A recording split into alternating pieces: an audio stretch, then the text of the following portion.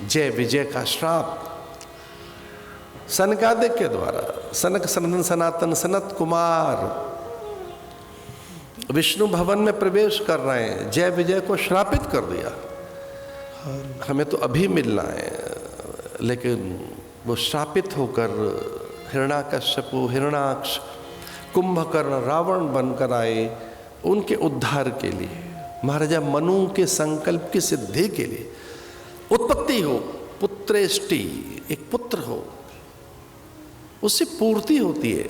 संतान हमें समाधान देती है, हमें पूर्णता प्रदान करती है। संतान कोई और नहीं, हमारे अंश का विस्तार है, हमारे वीर्य का विस्तार है। संतान कुछ और नहीं है, वो हमारे हिस्से हैं, वो हम ही हैं जो अपनी संतानों में उतर कर आते हैं। आत्मा वे जायते ही पुत्रा, आत्मा वे जायते ही पुत्रा, आत्मा वे जायते ही शिष्या। अरे गुरु कोई और थोड़ा ही है, शिष्य में प्रकट होता है गुरु। जैसे हमारे पिता हम में हैं और पिता के पिता के पिता हम में हैं। ओम पुनंतु पितरः, ओम पुनंतु पितामह, ओम पुनंतु परपितामह, पवित्रेण शतायुषः, ओम पुनंतु। हमारे पिता के पिता के पिता हम में हैं। वैसी आकृति, प्रकृति, गुण, स्वभाव हम अपनी पितृ सत्ता, मातृ सत्ता से हैं। वैसे एक मैं निवेदन कर रहा था, सृष्टि दो प्रकार की है, एक बिंदु सृष्टि, दूसरी नाद सृष्टि। बिंदु सृष्टि में ये मैथुनी संतानें पैदा होती हैं और नाद सृष्टि में शिष्य पैदा होता है, गुरु का शिष्य, भक्त पैदा होता है। एक थोड़ी लिबर्टी ले रहा हूं एक बात कहने की। जैसे पिता की संपत्ति पर पुत्र का स्वाभाविक या संतानों का स्वाभाविक अधिकार है, वैसे ही गुरु के ज्ञान पर शिष्य का भी स्वाभाविक अधिकार है। और आगे, जैसे पिता की संपत्ति पर पुत्र का स्वाभाविक अधिकार है, वैसे ही भगवान की हर चीज पर भक्त का स्वाभाविक अधिकार है। भक्त का स्वाभाविक अधिकार है। भक्ति से, श्रद्धा से अधिकार मिल जाते हैं, आप अधिकारी बन जाते हैं। आपको प्रूव करना होता है कि आप ठीक रहे। कुछ चीजें प्रूव करने के लिए, क्या प्रूव करना है? कभी आपको अपनी योग्यता, पात्रता, युक्ति, मंत्र, साधन, अपनी क्षमता, प्रतिभा, अपने सद्गुण कभी ये प्रूव करने होते हैं। और ये किया महाराजा मनु ने, शत्रुपा ने, कि हम ऐसा तप करेंगे कि नारायण को ही प्रकट करेंगे। मैं ईश्वर को ही प्रकट करना चाहता हूं, अपने वीर में उसका विस्तार देखना चाहता हूं। 12 बरस तक वो तप करते रहे, पति और पत्नी।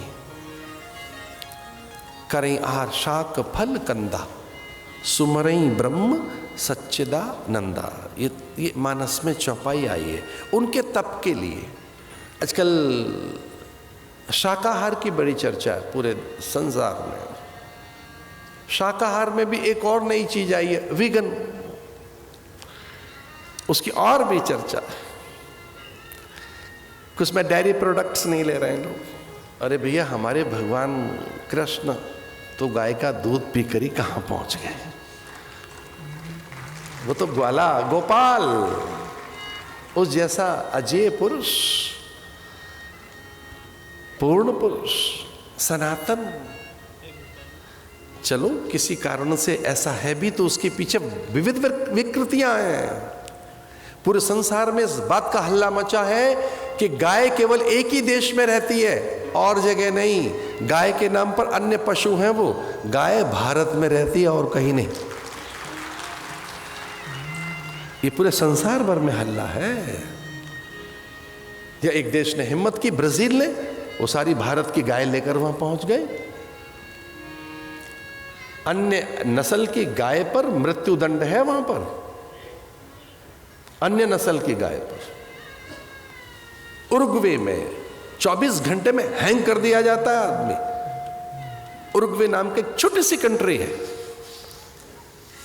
अगर भारत की गाय के इतरवा को दूसरी गाय किसी के पास भी है 24 आवर्स में हैंग कर देते हैं उसे।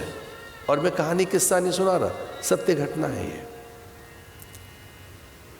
तो जो विगन की बात आई है उसके पीछे भी कोई बात यही है कि उस दुग्ध ने, घृत ने, उन पदार्थों ने कई मानसिक विकृतियां पैदा की हैं।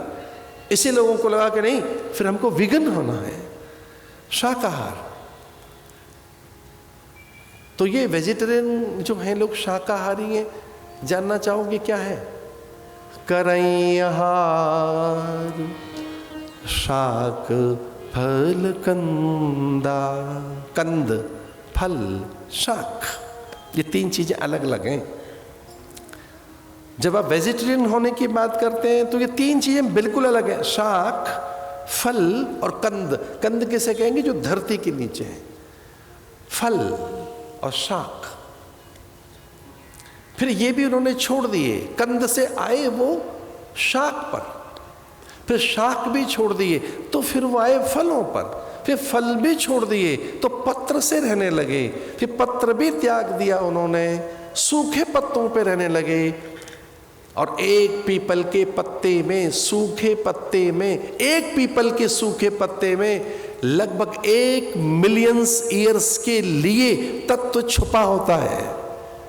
1 मिलियन माने 10 लाख साल तक के लिए पीपल का पत्ता मरता नहीं है।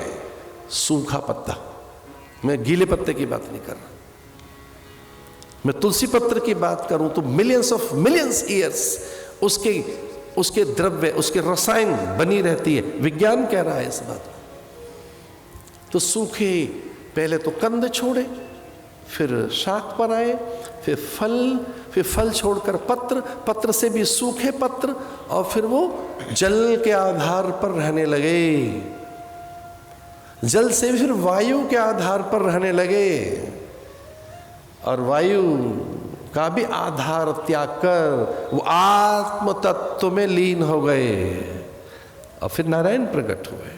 इतने नैसर्गिक हो गए, इतने प्राकृतिक हो गए, पवन के साथ एकीकृत हो गए, धरा, अंबर, अग्नि, जल, वायु के साथ, आत्म तत्व के साथ भगवान प्रकट हुए। और अभिलाष निरंतर होई, देखो नयन परम प्रभु सोई। उसे अपनी संतान बनाना है, हठ हो गई, एक प्रकार की जिद बन गई। उस व्यक्ति की हठ बन गई जो पूरी धरती का शासक था, स्वामी था। उसने कहा उत्तम कोटि की संतान नहीं पैदा कर सका, एक बार एक उत्तम कोटि की संतान पैदा हो, ये हठ है मेरी। पति पत्नी हठ करने लगे। तो जैसे मैंने कहा, कंद छोड़े, फल पर आए, फल छोड़े, पत्र पर, पत्र छोड़े, सूखे पत्र, जल, वायु और आत्म तत्व के साथ भगवान प्रकट हो गए थे। क्या चाहिए? तो उन्होंने कहा आपको पता है, आपका पिता बनना चाहता हूं, मेरे पुत्र बनकर आओ। यद्यपि वो काम शून्य हो गई थी, शत्रुपकाम शून्य हो गई थी, उनमें कोई अभिलाषा नहीं रही। तब के बाद उनमें कोई आग्रह नहीं रहा, और तप में आग्रह है, तप में कोई हठ है, तो फिर हठ बहुत देर के बाद पूरी होती है। शत्रुपा की हठ चली गई थी, शत्रुपा में कोई आग्रह नहीं था। तप ईश्वर के विधान को समर्पित करता है, अब वैसे ही हो जाते हैं। तब उसके विधान को साचा मानता है। इसलिए इसमें पति पत्नी में एक बात हुई कि पत्नी सहज हो गई, शांत, अकाम हो गई। पति में इच्छा रही कि मुझे पुत्र मिले, भगवान ने आदेश दिया, दशरथ बनोगे तो पुत्र मिलेगा, जाओ। जब दशरथ बनोगे, ये कौशल्या बनकर आएंगी, मैं आंगन में आऊंगा। तो दशरथ थे ये मन